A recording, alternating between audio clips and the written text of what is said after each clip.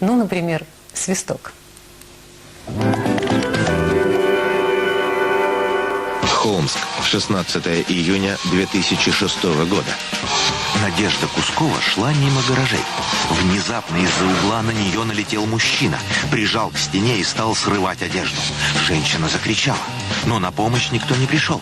Надежда вспомнила, что в сумке у нее лежит свисток, игрушка сына. Она со всей силы оттолкнула насильника, достала из сумки свисток и дунула. Звук явно испугал преступника, и он побежал со всех ног.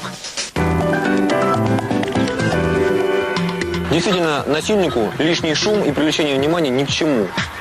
Но не каждый раз у вас может оказаться под рукой свисток. Научитесь свистеть без свистка. Сейчас я покажу вам несколько вариантов. Я знаю, что это может быть не так просто, особенно для женщин, но это можно сделать, если вы будете тренироваться. Итак, первый вариант. С помощью двух пальцев, двух рук, мы подкладываем кончики пальцев под кончик языка, натягиваем нижнюю губу на нижние зубы и оттягиваем уголки рта. Кончики пальцев подкладываем кончик языка и начинаем дуть. Второй вариант. Мы используем прием, который называется кольцо.